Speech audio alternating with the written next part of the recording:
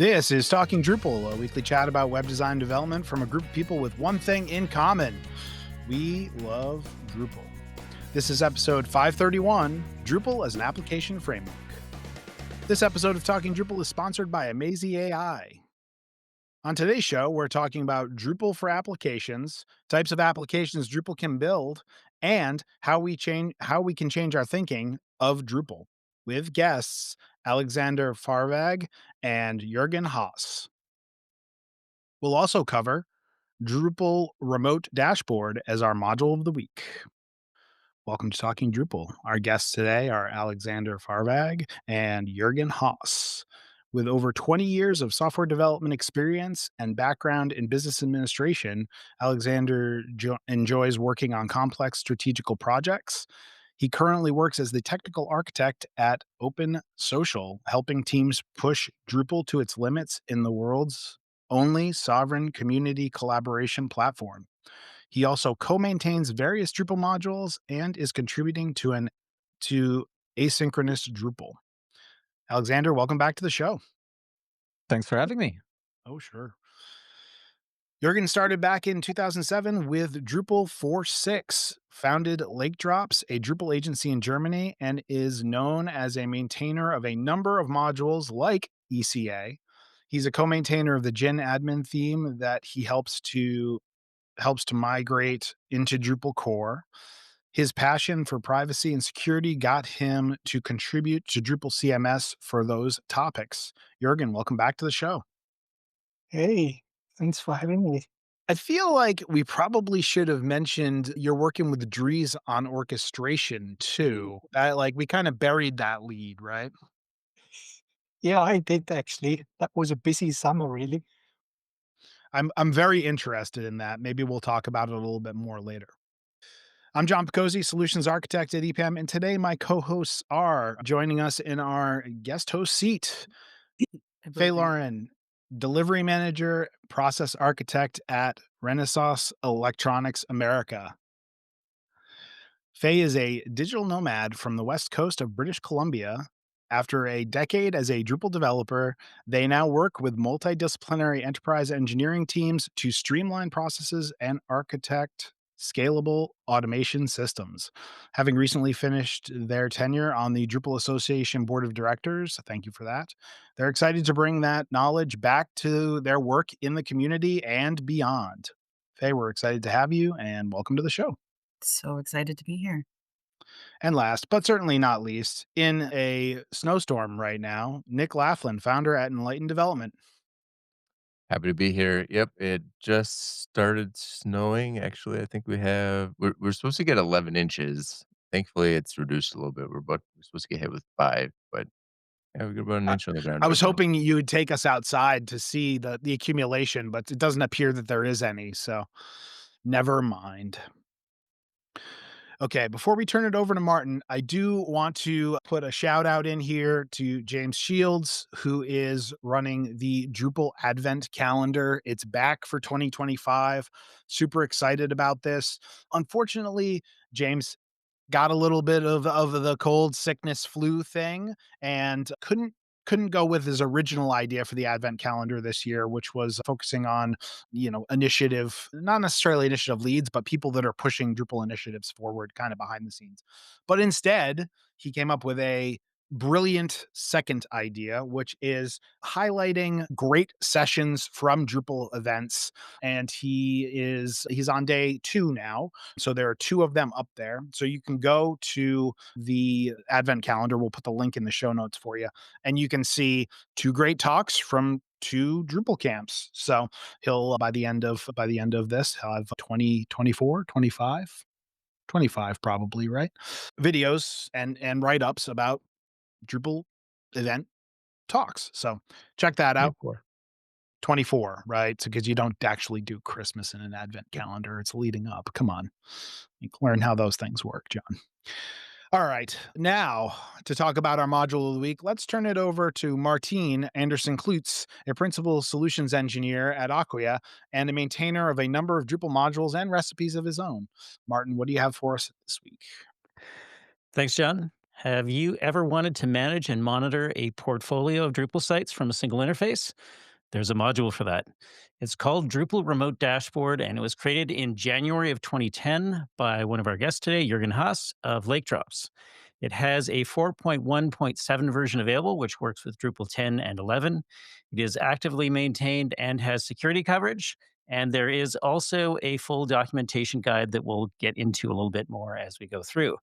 Now, it has 22 open issues, three of which are bugs against the current branch, which is pretty good considering it is officially in use by 126 sites, according to Drupal.org. Now, with the module installed for each monitored site, you'll be able to review information like the version of core, modules, and themes, as well as the status report.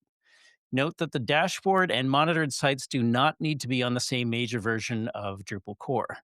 You can also collect any block from a remote site to include on your dashboard or access the error logs to review them in the dashboard as well. You Hmm. can execute maintenance tasks like taking sites in or out of maintenance mode, running cron or update PHP, as well as flushing cache. The dashboard will also allow you to rebuild job schedulers, update translations from Drupal.org, change user credentials, or execute arbitrary PHP code. So you'll definitely want to be selective about who will have access. From the collected status information, you can show a status widget for each domain to display grouped traffic like status levels for security, health, tuning, SEO, and others. You can also create aggregate status widgets, for example, to show the composite health of all sites in a multi site installation. Internally, DRD is built around a number of entities, and the documentation includes an architecture page with an entity relationship diagram, while the glossary page includes a description for each of the entities and what Drupal site information they map to.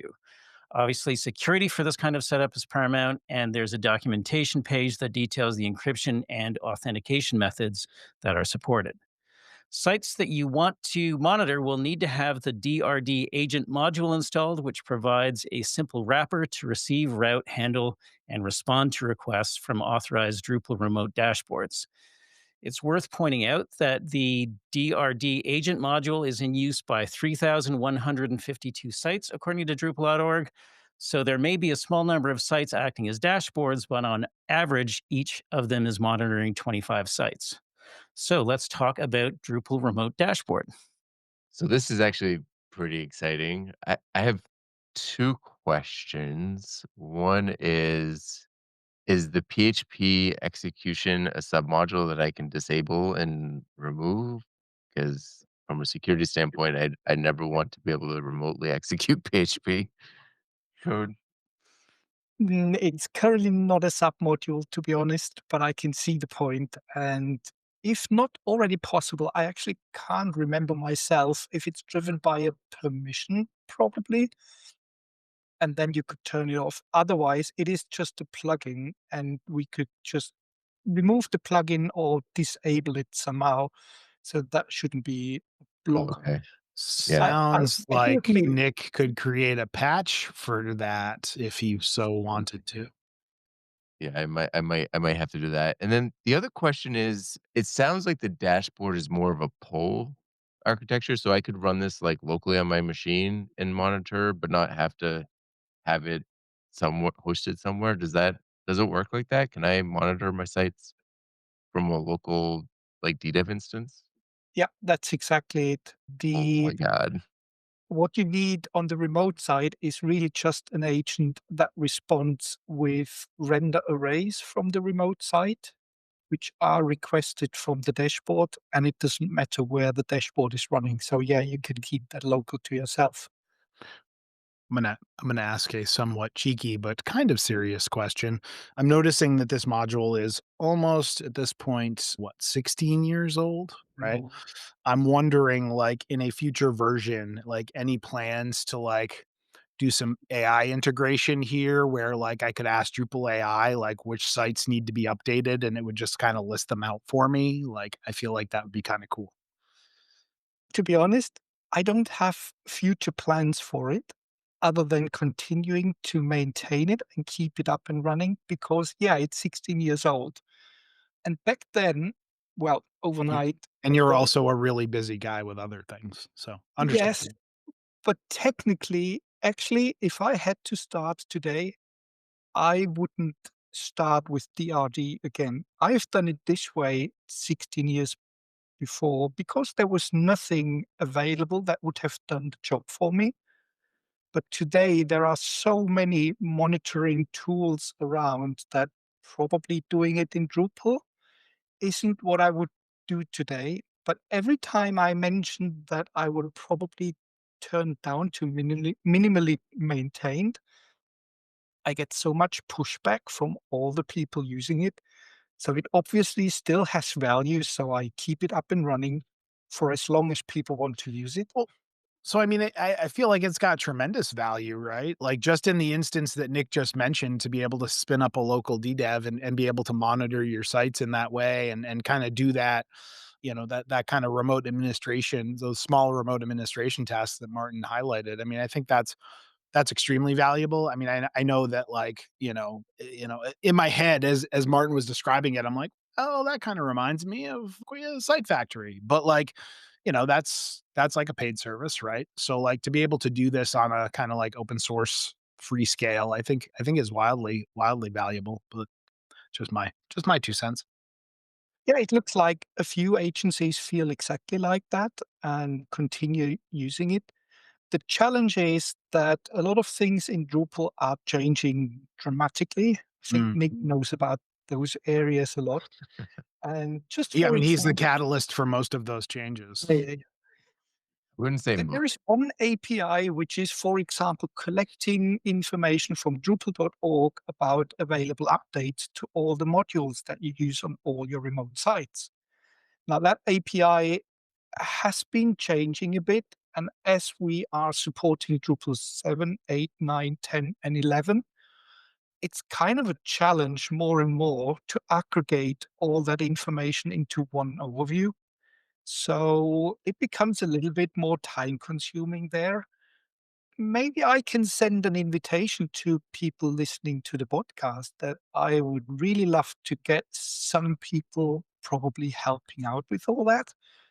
So Wha what's the need to support those kind of legacy versions of Drupal, right? Is it the fact that you just wanna be able to use that kind of agent module to phone back to the dashboard? Or is it like, is it that people are using this to kinda, like, monitor their, like, Drupal 6, 7, and 8 sites?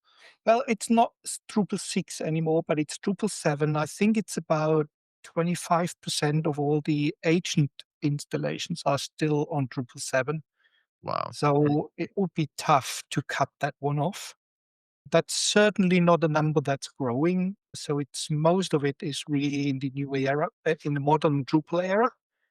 Yeah. Um, but yeah, keeping up with all the changes is difficult. This just proves that Jurgen is a nicer person than I, because there would definitely be a notice in the next version that was like, "Hey, we're discontinuing, Drupal 7 support." Like, you got, 3 months, 6 months, whatever. But, you know, that's why you're a better person than I.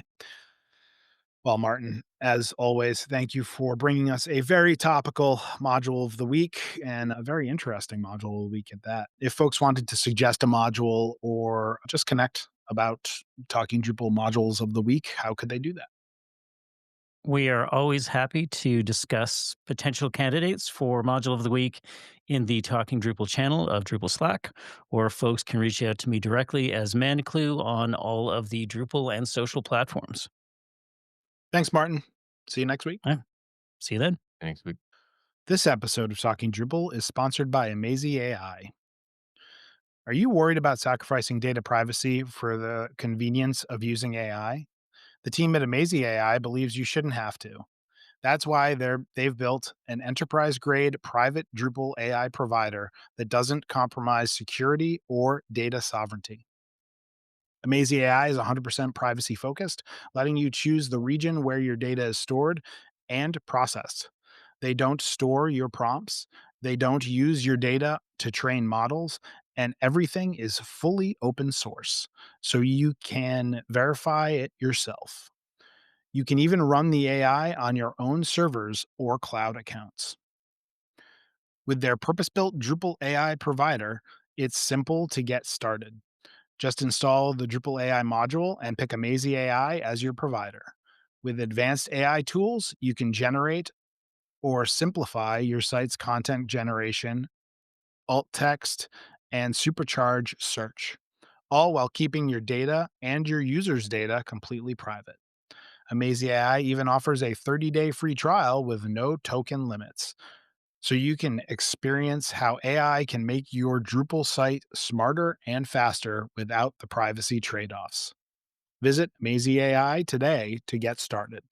So I'm super excited about today's topic because for a long time, I've kind of like looked at Drupal as kind of the glue between a lot of like business applications and a lot of different ways to connect disparate systems, right? So like part of that is connecting to your website, but not always like just for websites, right? And today's show, we're talking about using Drupal as an application framework.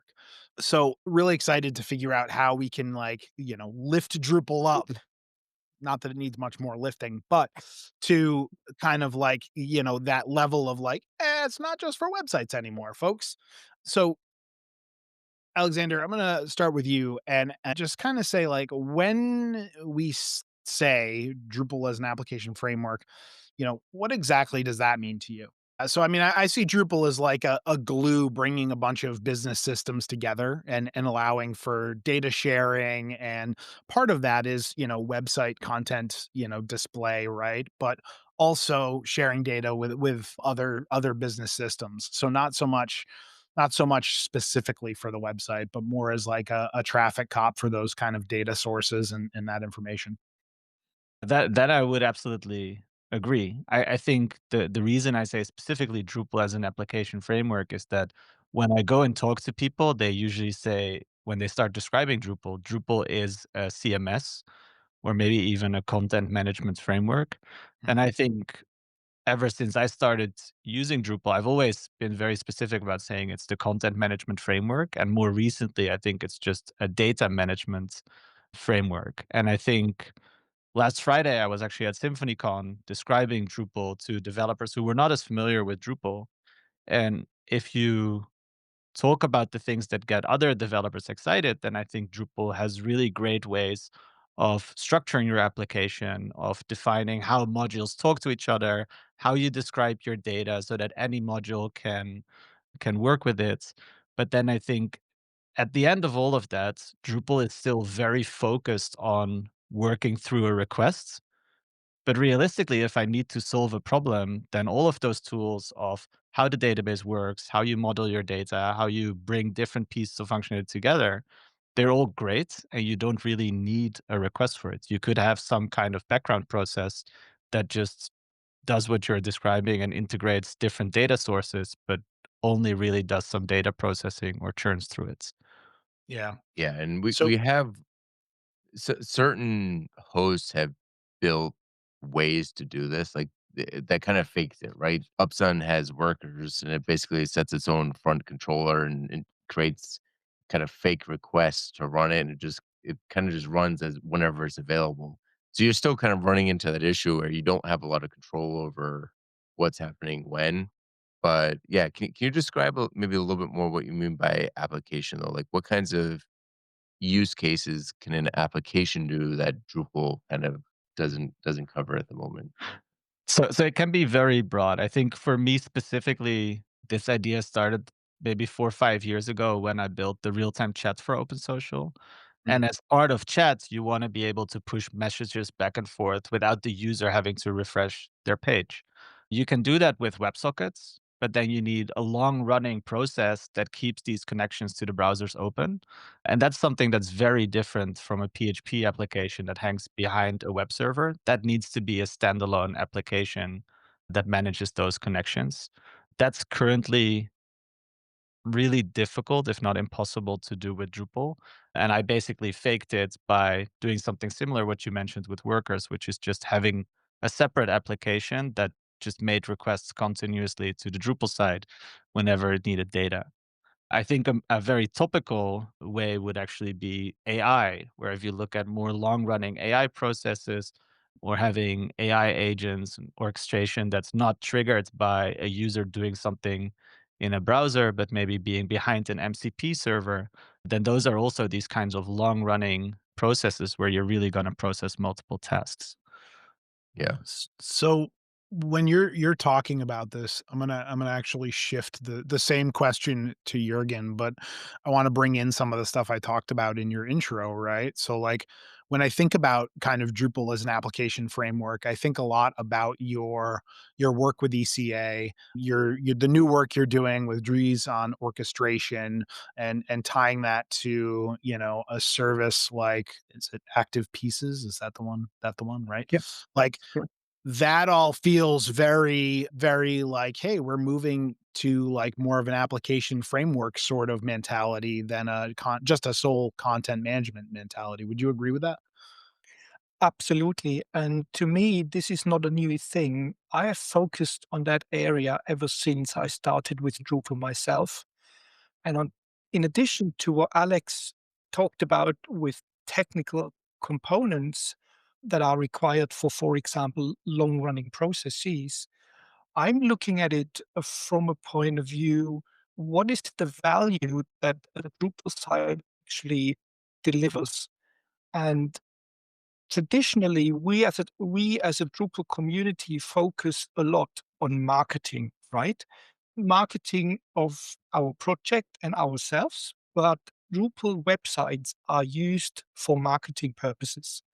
A website delivers branding, product information, other, and even if it's a blog post or a blog page, like this is marketing of the person that is behind all that content of it.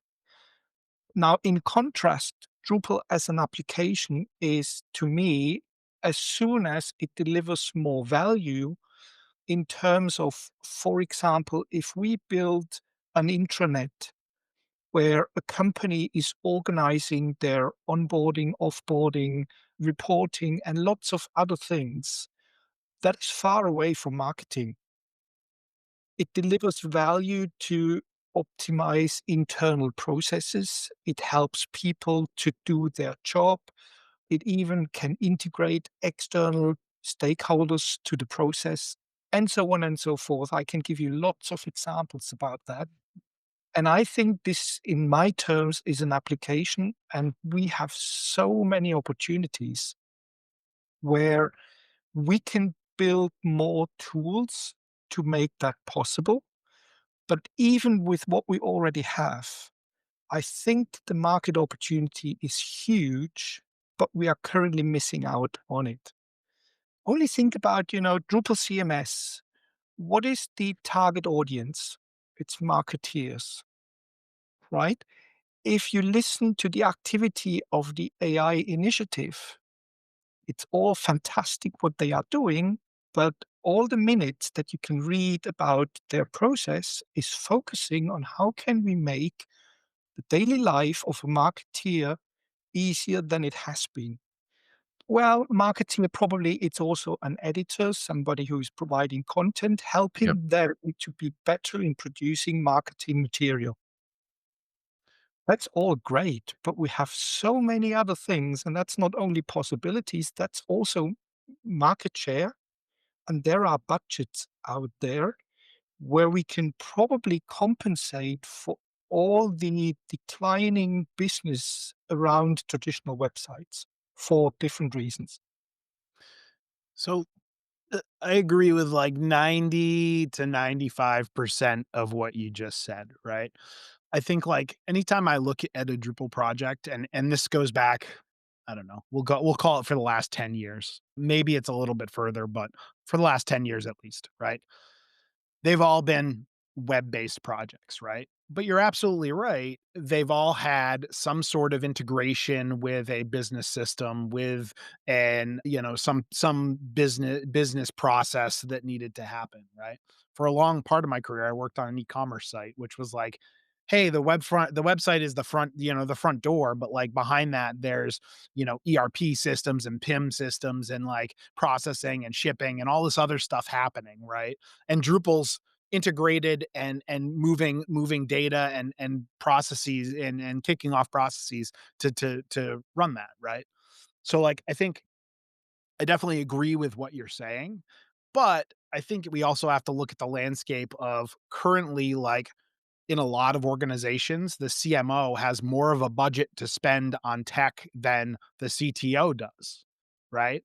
So, in my, rose-colored glasses, like, perfect world of Drupal, right?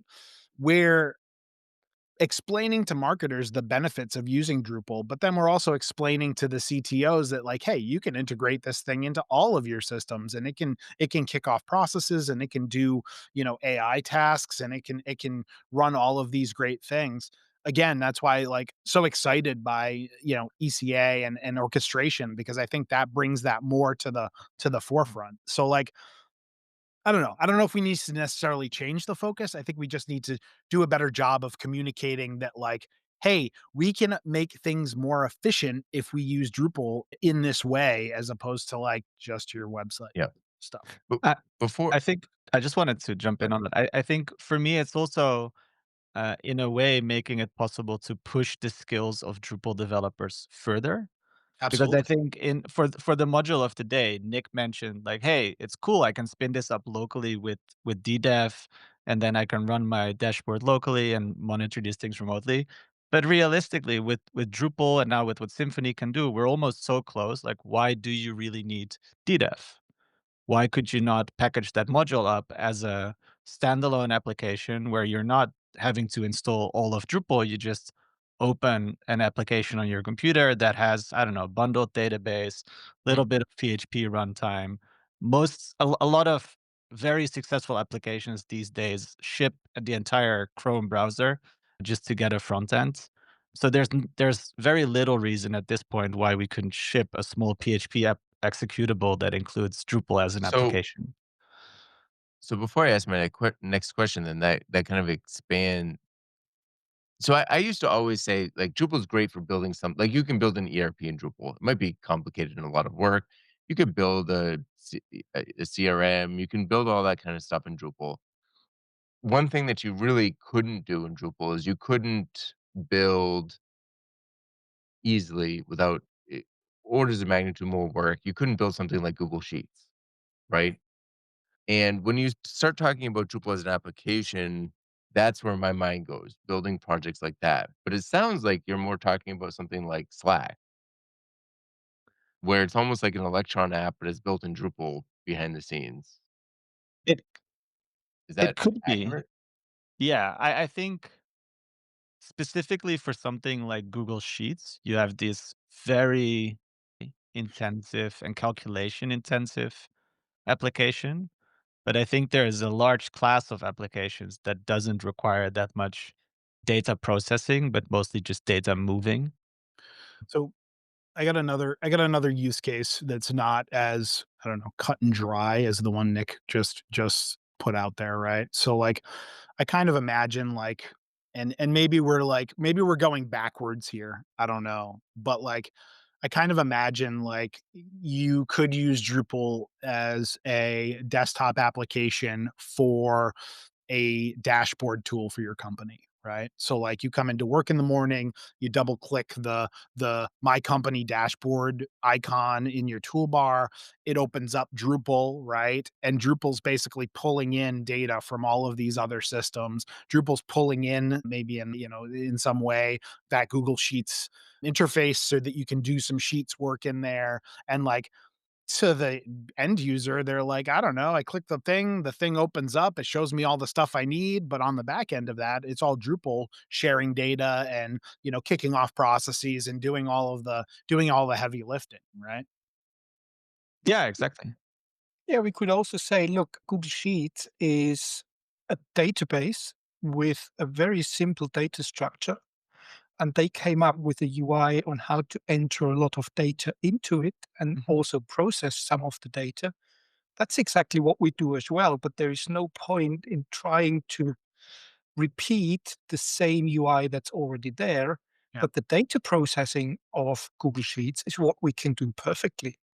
We can also do things like SharePoint. We can do things like SAP or parts of SAP. So, in other words, we can replace a lot of use cases where there are millions of license fees spent where they could be spent in our community. I have a question. So, I started in Drupal and then I kind of moved more into like towards the marketing side where I'm now trying to pitch these ideas. I'm like, oh, we can do so many cool things with orchestration and think outside the box.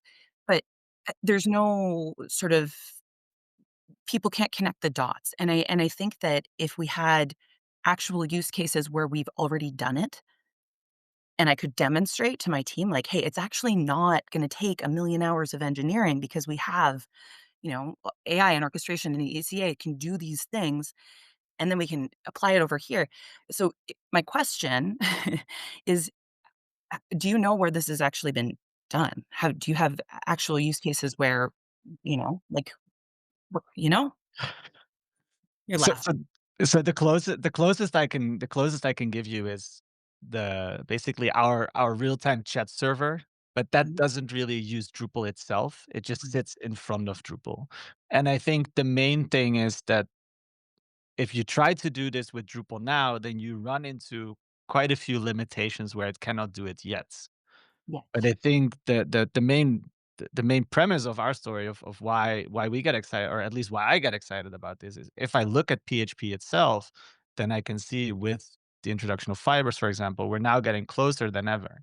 And even with some of the improvements that we've been making in Drupal, with introducing more asynchronous stuff into Drupal already, moving in that direction, fixing some of those issues, we're getting closer and closer to making this possible. And I think that's also why when I'm trying to sketch the what we could do with Drupal if we solve some of these challenges. So what do you think the first really good examples are gonna be that I can take to my team and say, look at this. Look what we did with Drupal."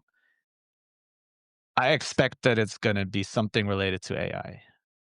I actually was like Jurgen pulled me actually into a Slack discussion today around AI orchestration and AI agents, and that is, I think, that's the workspace where you have these kinds of long running tasks with an agent connecting to an LLM to interpret the text that you input, maybe doing some language processing, sending it off to a source for that, then actually calling out to some of the tools that you're connecting to, and then going back to that LLM to come back with a response. That might take a few seconds, and you probably want to have that interactive. So you don't want to have the state go back to the database. You want to keep that in memory so that you can iterate quickly. So, Jurgen, did you want to add something there? Because I have thoughts, but I want you guys, because you're the guests, to offer your thoughts first. Very kind of you. Thank you. Well, back to Faye's question. We do have a history of applications that we build, and we are terrible about letting others know about it. There is one that won us a couple of splash awards, which is a portal for real estate management companies. That's a real big one, and the value for them is just outstanding.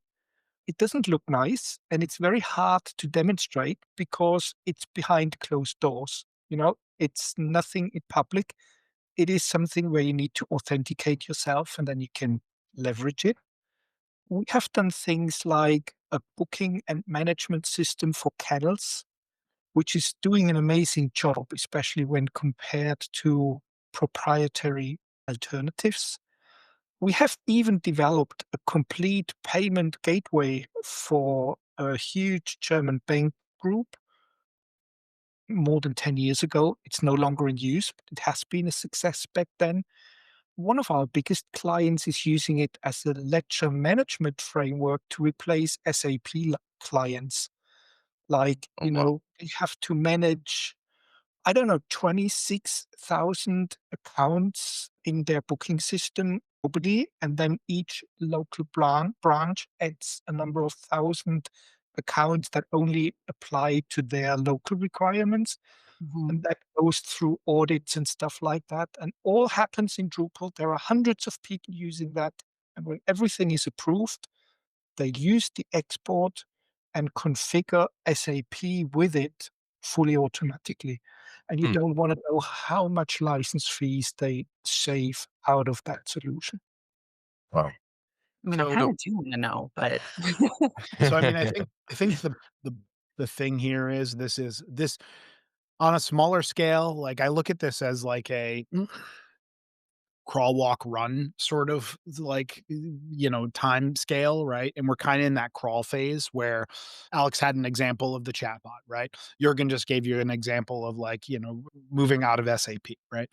I think there are a lot of examples out there, and I know of, 3 in the at least in the last, 10 years that I've worked on personally where, you know, it's always been a website, but there's always been business backend that Drupal is working through happening in sharing data or kicking off processes or doing some of these more application like features, kind of yeah. to help people.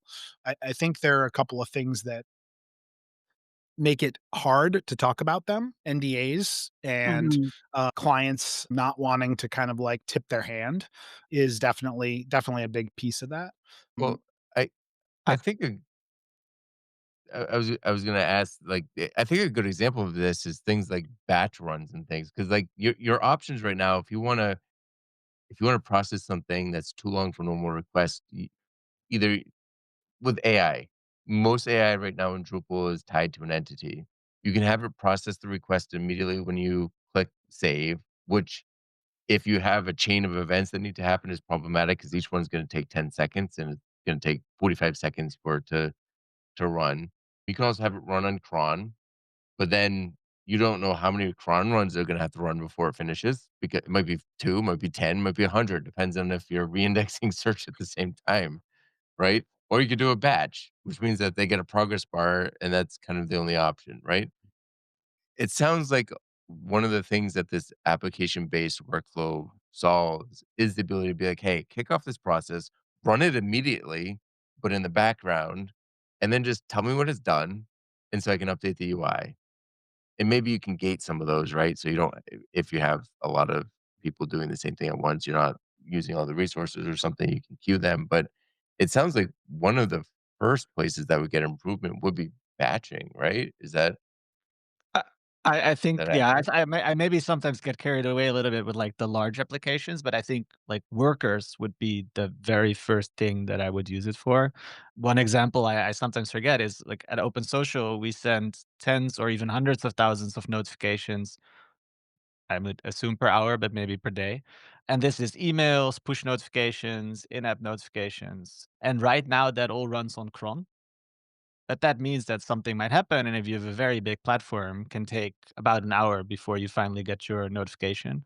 And one of the things we've never implemented for that reason is time-based notifications.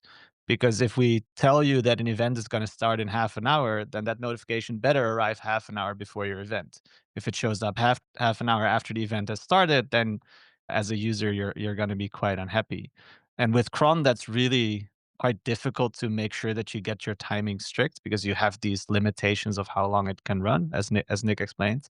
Whereas if you can have these longer running processes, okay, cool. Now I just make a worker that is responsible for my notification logic, and I use existing methods like a message broker to throw messages at it. And every time it gets a message to say, "Hey, figure out what notifications you need to send," it can process that. Yeah. And for now, we're forced to do it in cron. You cannot do that in a user's request because figuring out like which 5,000 users you need to send a notification to might actually take a couple of seconds. And that's not something you want to do as part of someone's request to the server because then their web experience is going to suffer.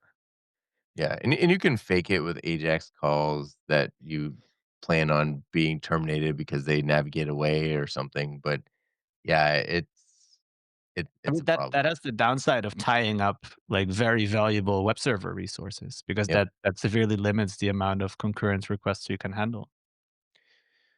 So let's switch gears slightly. Jurgen, as John said, he's very, very excited about orchestration. So it's kind of funny that I'm the one asking this question.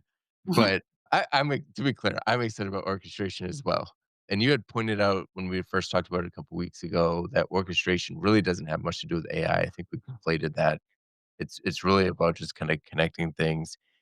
Can you give us a quick status update on orchestration and how that fits into this idea of making Drupal more of an application-based framework than what it is currently? Sure. It all happened early summer this year when Dries approached me and said, look, ECA is kind of great inside of Drupal to build orchestration, things like N8N, Zapier, and others are doing outside. It's not really as user friendly yet as external platforms are. So we had quite a lot of discussions around what can we do and how could we do that. But while discussing that, we also spoke about the question whether it really makes sense to replicate everything inside Drupal, where there are so many external platforms like N8N already capable of doing that. And wouldn't it be more efficient when Drupal just integrated into those platforms so that we don't have to build all the hundreds, if not 1,000 integrations one by one in Drupal? And I would like to add, it's not just building those integrations, it's also about maintaining them for the next 16 or 20 years. So that's how everything got started. And we have a complete integration into active pieces, and it's technically working really well. And what's exciting is the feedback since DrupalCon Vienna is really, really nice. People like it.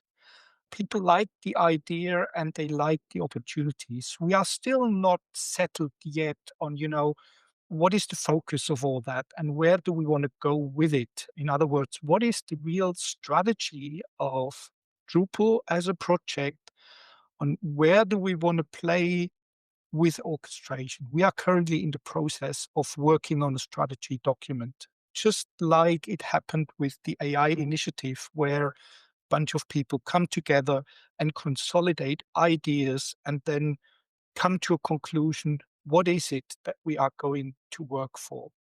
But in the meantime, there is also some very specific activity happening, like somebody from Canada is already working on an N8N equivalent to what we've done with active pieces. Okay. Somebody else is working on a Zapier integration, which is great too. What I was very excited about is I spoke to Randy, also from Canada, a couple of weeks ago. He's the maintainer of the Maestro module. And don't forget, this started back in 2003. So that's already, 22 years in that module. And it's absolutely impressive. This is about business process automation. And it is far away from what ECA does. ECA is in request automation in the background, more or less smaller tasks that happen when the user is doing something through the browser. Whereas Maestro, they are really building workflows with state management. So working through a workflow can take 2 weeks or even longer than that. And for each individual step, they keep track on what is the status, what needs to happen next, why, and when. And he was so excited about the orchestration thing because he needs to integrate lots of workflows into all those external systems. And I was actually surprised because my impression was that they are doing really well by implementing such integrations on a per customer basis. So a service business kind of thing. And orchestration, as we are thinking of at the moment, would probably make that redundant. And his instinct reaction was, yeah, there is revenue disappearing in that area, but my business could grow massively because if I can go out and tell everybody, look, we are building those workflows on top of Drupal. By the way, you don't need to know what Drupal is. It's just an interface that you can use through the browser. And I can tell them that out of the box and for free, we come with all those integrations as well. That would be a killer app. And that's Hmm. why he got so excited. And it took him 2 days to integrate Maestro into orchestration. So from now on, he can communicate both ways with active pieces already. And as soon as the N8N and Zapier is available as well, his tool can also talk to them and his clients' applications as well. Hmm. This is exactly why I'm so excited too. So, having left Drupal, I really kind of separated and I started to do the process architecture work. And I don't know what the language is for that, but I basically am like using automation to replace myself as a sort of project manager, technical project manager, scrum master, delivery manager kind of person. So when orchestration came out, I was like, "Oh my gosh, this is it. I can really do amazing things here." But it's still separated from Drupal in some interesting ways. So we've been looking at bringing in automated testing and using orchestration to really basically take out all of the tedium that we need our QA analysts, our QA team to do. But I'm also really interested because as an enterprise, we have a lot of business analysts who just churn through data and they always want data and they always want reports. Have you started to have conversations about the business analyst, like the enterprise business analyst, and how do we use orchestration and what can we do? Could we build a portal for them to go through where are we at with these conversations? Only to a limited extent. One of my colleagues here is currently working in a fintech company in Switzerland for a project. And he keeps coming back saying, like, look, with the toolbox that we have in Drupal, with that orchestration and everything else, we can build their application in a matter of 3 months, where they currently want to rewrite their current application and they are asking for something like 3 years for 15 people full time. So he says, the traditional software industry approaching those problems is still thinking really, really big.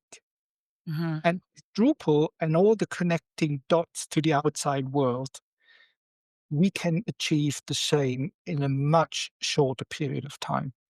It really, like, over the last, again, I'll say 5 to 10 years, maybe it's longer, maybe it's less, right?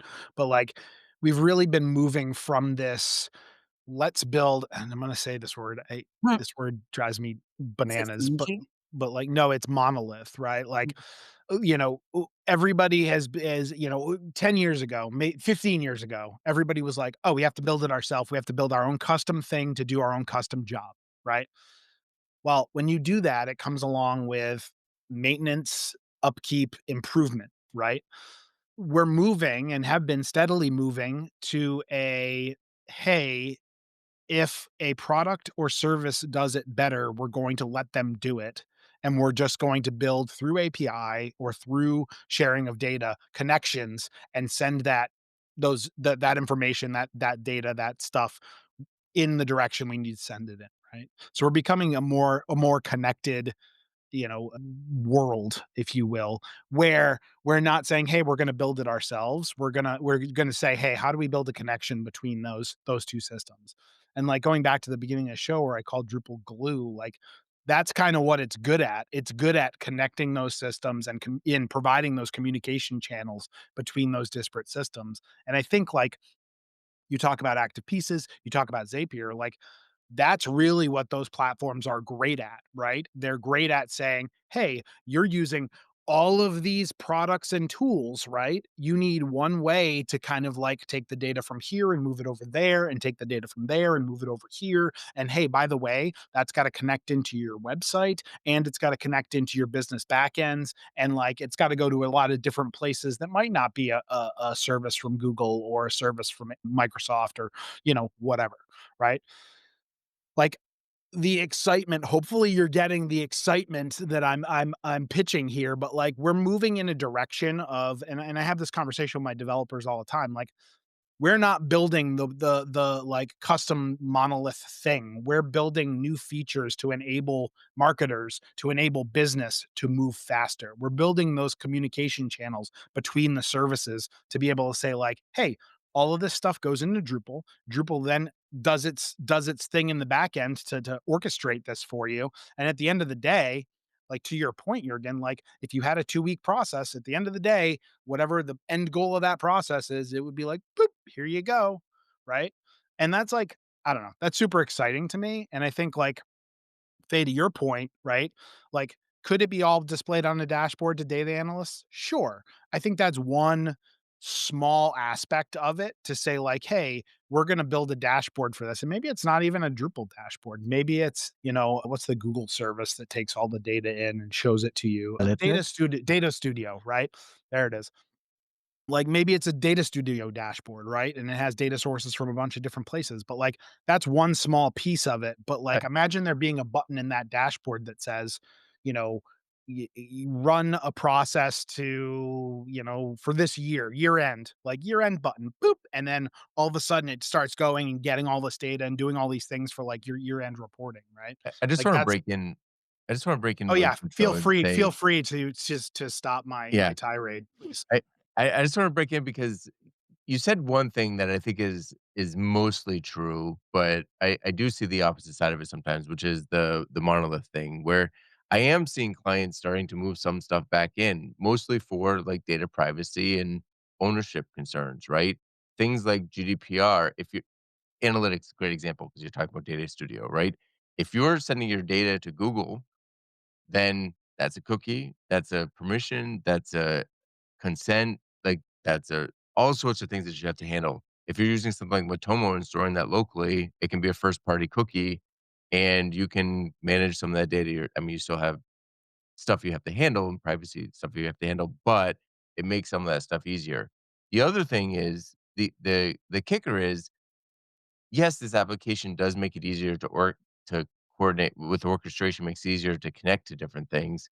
But the application thing makes it so things like analytics, data gathering, really intensive pieces can be done directly in Drupal without impacting the performance of the front end, right? So if you want to start like the statistics module is great unless you want to be able to load your site in less than 35 seconds, right?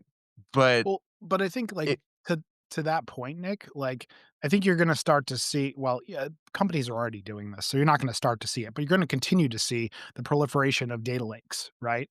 Like, all of these companies have their, like, data warehouse sitting on their network somewhere, right? And they're pulling in data from Google, they're pulling in data from their ERP, they're pulling data in from their CRM.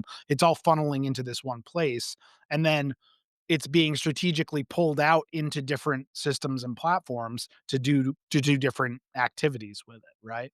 So I mean, I think like you're right that like companies are sharing data with Google and sharing data with this, but it's only to achieve that whatever the end goal is there with that service, right? So I think we're really kind of stuck on the idea of Drupal being for websites. And we're sort of touching on this idea that, okay, but maybe it doesn't have to. We don't doesn't it, the Drupal as a CMS does not have to be forced. There's no forced link. We don't have to do it that way, right? So can you tell us a little bit about how do we break that link that we have in our brains? What does that look like? For me, that's actually one of the reasons why I'm excited about Drupal CMS. Not necessarily because it fixes a problem that I have or because I'll be a user of it, but because I think it's very clearly a product built on top of Drupal. Mhm. And that allows us to say, okay, well, Drupal is now just a framework with which you can build things. And if you have those skills of a module developer, then whatever you want to build is up to you. And the CMS can be one of those. And I think if I look at how we've recently used Drupal for IATA, for example, then you see that it's this great way actually to get data in and to have ownership of this data, because it's secure, has such flexibility in access rules now with access policy, very flexible caching system. And if you need that data lake to pull the data out of it, cool. Set up GraphQL, set up JSON API. If you get your questions about authentication, okay, choose from any number of the enterprise ready authentication modules that we have, whether it's SAML, OpenID Connect, Mm. there's one I'm forgetting. And that is, I find in these kinds of conversations of we want to solve a problem where we need to gather data from many different stakeholders, and we want to do that securely. Doesn't have to be a CMS, but it definitely should be Drupal. I both love and don't love that response because I love I love the premise of like, well, there's Drupal CMS now, but like I don't love the idea of the possibility of somebody saying like, oh, I've created Drupal application framework, and now that kind of sits next to CMS, and the Drupal, Drupal is underneath powering both of these things. I'd rather it just be like, hey, you can use Drupal. Like, here's Drupal. But But Drupal, sorry, but Drupal application framework is just Drupal. yeah, It's and just I love expanding it. this Oh, go ahead, Faye. Sorry. as an explanation. When I bring the sort of technical pitch to a marketing brain, to a marketing team, and I say, here are all the cool things we can do with Drupal. This is actually a really interesting sort of way to frame it as a use case for a marketer to say, hey, Drupal CMS is actually a thing that we can build with Drupal. And if we tear that all apart and rethink how we could build it as a portal for our business analysts where they can come in and work with the data. I wasn't thinking a dashboard. I was thinking like a whole portal. You can go in and there's interactive data that they can play with. That's exciting to them, right? And that's totally separate. So I think this is a really interesting way to frame it. I like it. Sorry, John.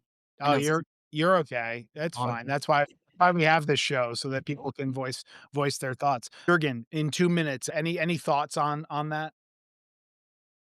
I find it interesting that the framing of CMS seems to be so fixed. If in our community we hear about CMS, we think about a web content management system for content on a website. To me, CMS is nothing else than an alias to a database with a data structure, right? And data modeling is what we're going to do for every single application.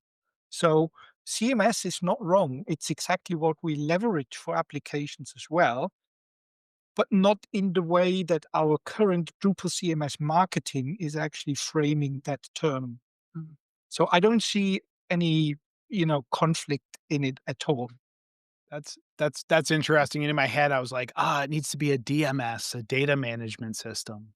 Just Alexander's like, no, too thank many, too you. many. All set. I mean, like for me, it like you say, it has to be. The reason I shake my head a little bit is it already is, and it always has Yeah. been. We should just Insert that call it. meme We should here. just go back to calling it Drupal. I mean, I don't know. Well, Alexander, Jurgen, thank you for joining us. Thank you for suggesting this wonderful topic and having this conversation with us. As always, it's been super enlightening. Do you have questions or feedback? You can reach out to Talking Drupal on the socials with the handle Talking Drupal or by email with show@talkingdrupal.com. You can connect with our hosts and other listeners on Drupal Slack in the Talking Drupal channel. Want to be a guest on Talking Drupal or our new show, TD Cafe? Click the guest request button in the sidebar at talkingdrupal.com. You can promote your Drupal community event on Talking Drupal. Learn more at talkingdrupal.com/TD promo. Get the Talking Drupal newsletter to learn more about our guest hosts, show news, upcoming shows, and much more. Sign up for the newsletter at talkingdrupal.com/newsletter. And thank you, patrons, for supporting Talking Drupal. Your support is greatly appreciated. You can learn more about becoming a patron at talkingdrupal.com and choosing the Become a Patron button. All right, Alex, if folks wanted to get a hold of you, talk more about Drupal as an application framework or any of the other great things you're doing, how could they go about doing that? So they can find me on Drupal Slack, Blue Sky under King Dutch, or my personal website, alexandervarwijk.com. And there you go. Jurgen, what about you? My handle is Jürgen Haas pretty much everywhere: Drupal, Slack, Blue Sky, and Mastodon, JURGENHAAS. Great. Faye? Oh, I likewise, I'm Fay Loren everywhere. Community Slack is where I am most active, but I'm also on LinkedIn. Yeah. Everywhere. There you go. Nick, what about you? You can find me pretty much everywhere at Nixvan, Nicxvan. And I'm John Picozzi. You can find me personally at picozzi.com or on the social media and Drupal .org as at John Picozzi. And then you can find out about EPAM at epam.com. And if you've enjoyed listening, we've enjoyed talking. See you guys next week.